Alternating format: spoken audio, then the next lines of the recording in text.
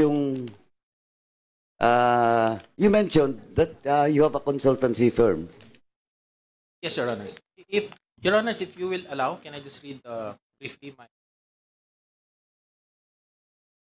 It's up to the chairman. if not, Statement? I can continue. How long will be the statement? Just a page.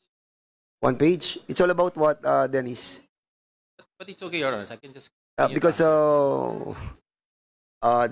there are a lot of interpellators pa, and we'll just submit it, Your Honors. yeah, please submit to us na lang. And as it goes, we'll be asking questions naman lang. Yes, Your Honor. Sige, go ahead, Congressman Paduano. Okay, first, Mr. Coran, you mentioned that you have a consultancy firm. And what's the name of that consultancy firm? We have a consultancy firm, sir, Advantage Management Consulting Philippines. Is it registered to SEC, Your Honor. SEC? Yes, Your Honor. And who are those board and officers of that consultancy firm? We have one international board member, and we have businessmen And that and international, friends in what's JCI. the citizenship of that international US, Your Honor. US? Okay. So, regular yung ano nyo? Regular yung renewal? Yes, Your Honor. Okay. Opo. Okay. So, anong position mo doon sa firm? I'm the president and CEO, Your Honor. You're the president and CEO. Yes, sir. So, ano yung ano mo? Ano yung services that you render to Lucky 999? Your Honors, what happened, let me just contextualize it. What happened with Lucky South actually is we're working on a project for cityhood campaign of one municipality in Central Luzon. So in the course of our looking for an office, is strategically okay to locate in Angeles City because I'm from Pampanga. We got across this group who talked to us and they were introduced to us. Was asking if with our levels of consultancy, if we can assist them with their application for license, which we did not accept at first, Your Honor. Kasi na-introduce sa inyo? We were in the location where they are right now because there were offices there. And then, tanong ko, who introduced you to Lucky South 999 during the time? There's this certain Han Gao, Your Honors. You also a Chinese citizen? Yes, Your Honor. Han Gao? Yeah. Paano? Charlotte, she was Charlotte Chia. She was the one. Babae? Babae po. She was the one. She was the one with. She was the one with Lucky South at that time.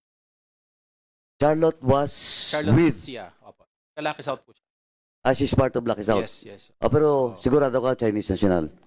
Yes, Your Honor. Kasi po yun ang pakilala niya. Hindi, Umalis. She can speak English? Yes, Your Fluent, Honor. okay. Yes.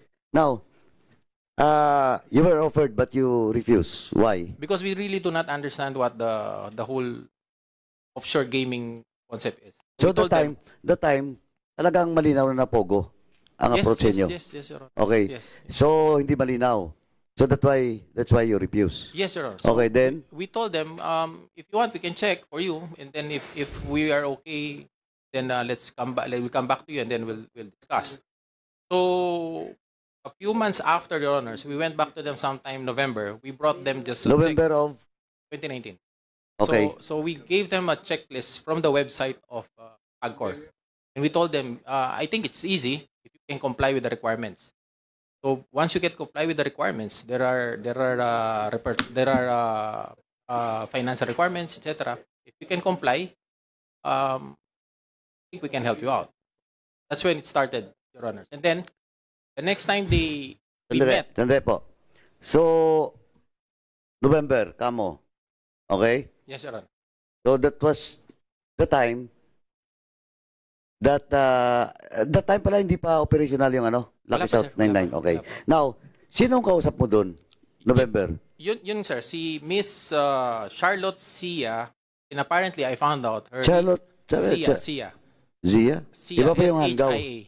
And then apparently, sir, I found out her real name is Han Gao. Okay. Han Gao. Charlotte Zia Han Gao. Okay. English Tapos, name niya pala yun, sir. sino pa? Siya yung kausap lang namin, sir. Sino? Siya lang po yung kausap namin. Siya lang. Apa. Siya lang yung humaharap sa amin.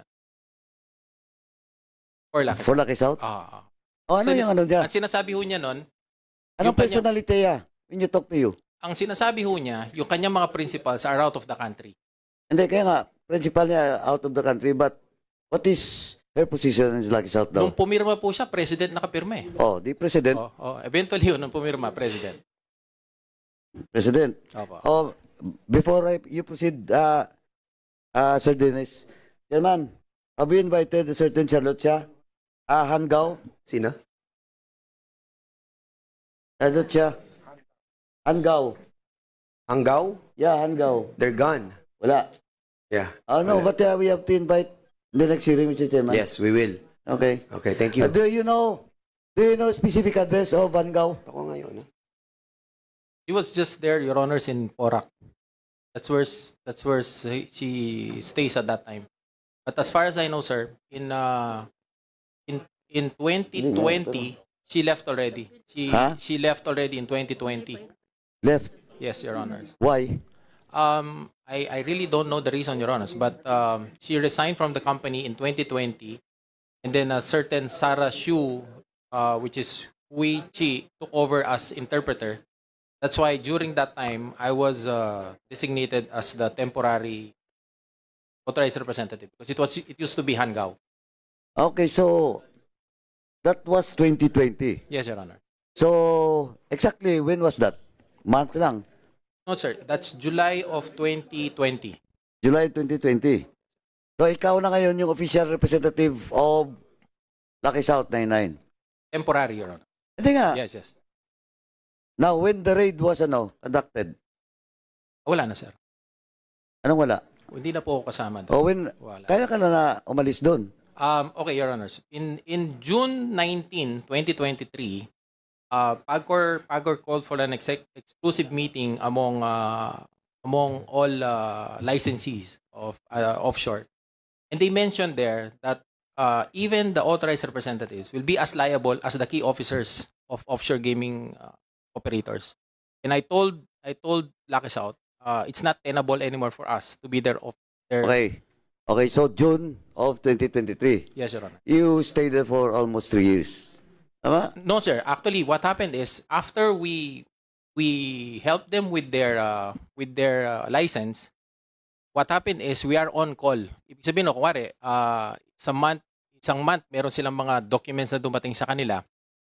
They will request us to come and review the documents, and if it's proper that they're answering it, yun lang yung ginagawa namin. Once a month or maybe other 2 months, they will call for us and then they will pay us based on a consultancy on a per hour basis. Wala ko kaming engagement talaga. Pero officially, sir, technically, So, sino kausap mo doon? Kung every day, 1 month or 2 months nandun ka? yung pong Sarah Xu, yung kanilang Siya lang? interpreter. Yeah, Ano so, position niya doon? she's in the accounting and she's representing she's representing the company. Usually Chinese. naman gagawin lang muna. No? Chinese. Chinese Again? Chinese siya? English speaking, Your Honor. Siya yung So, nakapag-English. Chairman, tingnan mo. Noong una Hangao, then itong... You never met anybody from San Lagi except for Saraswi? Pwede mo ba akong mapaniwala? Ikaw binigyan ng... Your Honors, this is what happened every time we go there. Every time we go to the place, they will give us already the documents for review. And this Sarah is the only one English speaking. Pinanggit ko nga rin doon sa Senate hearing noong Monday. There may be other people around, but I really do not know who they are because they don't speak English, sir. And we do not even relate. We do not even talk to each other. Because they cannot speak English. Every time they want to ask something, it is through these interpreters that they relate to us. If I may, Congressman, Chairman. Sige, go ahead. Paok. Sir, Paok. Oh. Itong si Dennis, ang kausap nila daw, nung una si Hangao, then si Saraswe. I think... Meron pang isa, sir. Meron pa pang isa. Andali, wag mong isa-isahin. Kasi I will doubt. And I might... kasi halata eh. O sino pang isa? Yung Xiang Ji, Your Honors, yun po yung presidente naman. Yung chairman nila. Xiang So, Ji.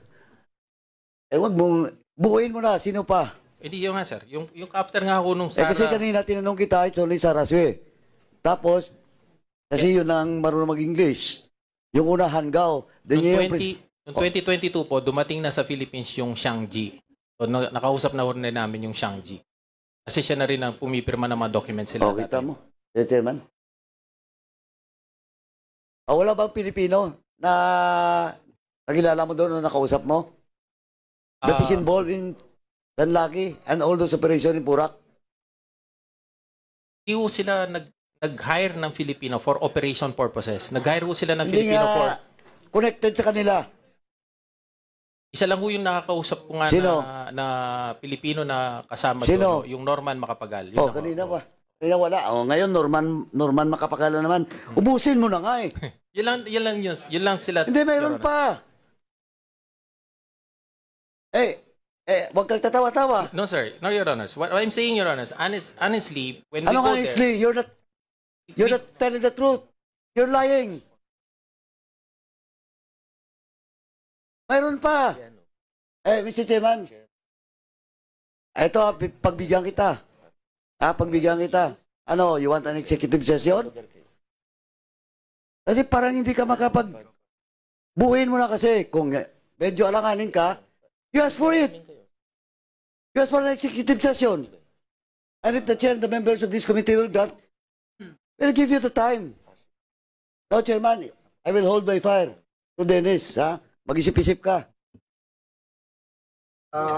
May I interject? Yeah, proceed ka. O, Chairman.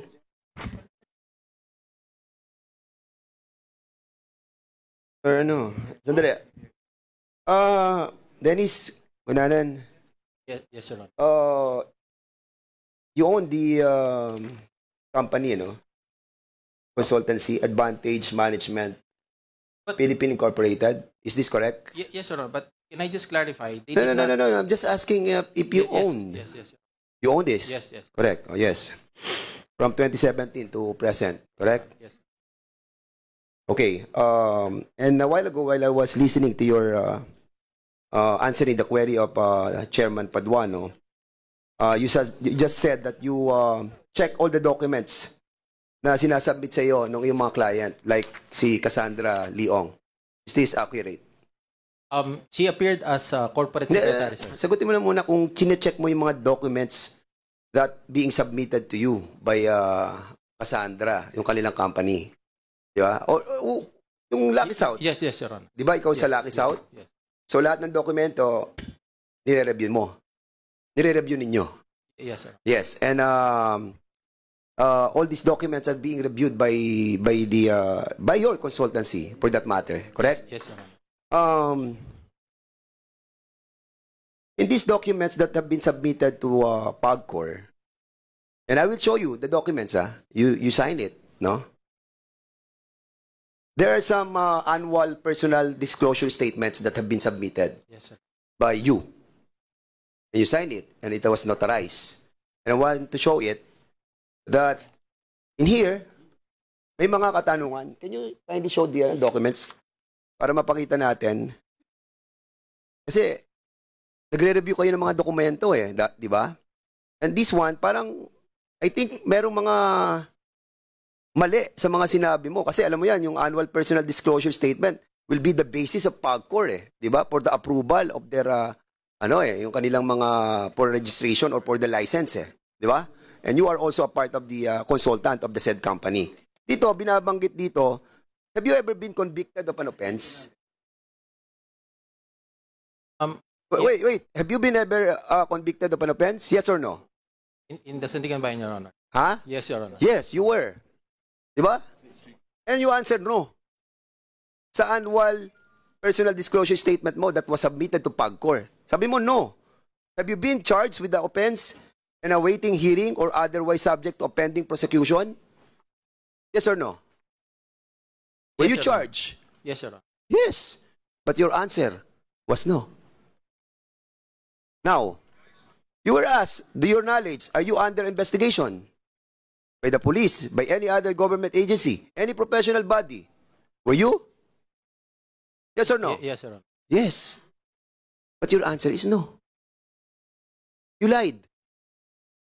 Diba? Under oath. By a notary public. Signed by you and by Attorney Pablo B. Ahesta. Now, kaya nagdududa kami sa mga tanong ni Congressman Paduano Because dito pa lamang, nagsinungaling ka na. What more? Dito sa kongresong ito. Di ba?